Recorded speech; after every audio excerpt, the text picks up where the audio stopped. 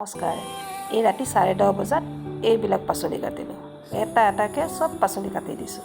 এয়া কলফুলৰ ফুলবিলাক তাক থৈ দিছিলোঁ, ফ্ৰিজত থাকি থাকি ক'লা হৈ গ'ল। আৰু এয়া পনীৰ আৰু কাজু বাদাম। আজি মঙলবাৰ যিহেতু নিৰামিষ হ'ব, কিন্তু এই পাচলিবিলাক যে কাটিছোঁ চববিলাক এতিয়াই নাখাওঁ, কিন্তু ৰাতিপুৱাৰ কাৰণে কিছু থৈ দিব লাগিব। এতিয়া চাই থাককচোন কিনো বনাওঁ। শেষত মই আপোনালোকক মোৰ আজি ৰাতিৰ ডিনাৰৰ প্লেটখন দেখাই দিম।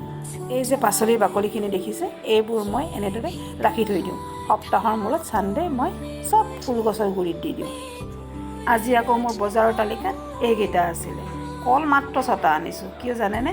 নেক্সট ডে কলবিলাক ক'লা পৰি পচি যায়, সেইকাৰণে 6টা কলে আনিছোঁ। এই 6টা কল খাই শেষ কৰি দুদিনত শেষ হৈ যাব। থাৰ্ড ডে আকৌ আনিম।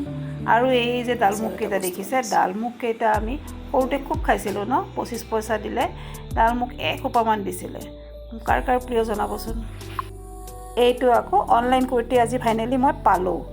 এইটোৰ যি ৰহস্য হ'ল নহয়, এই কুৰ্তিটোত প্ৰীতিয়ে অৰ্ডাৰ দিছিলে, কাৰণ তাইৰ চইচ খুব ভাল, গতিকে তাইক মই অৰ্ডাৰ দিব দিছিলোঁ। শুকান ৰুটিকে দুবেলা প্ৰধান খাদ্য হিচাপে খাই থকাৰ কাৰণে মোৰ চাইজটো অকণমান কমিলে, কিন্তু মই আগৰ চাইজতে অৰ্ডাৰ দিছিলোঁ। আৰু আগৰ চাইজত অৰ্ডাৰ দিয়াৰ বাবে ইয়াক এক্সচেঞ্জ কৰিব লগা হ'ল।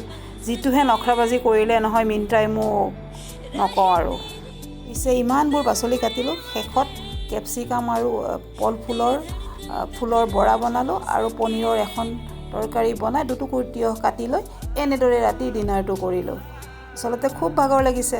গতিকে আজিৰ ভিডিঅ'টো ইমানেই।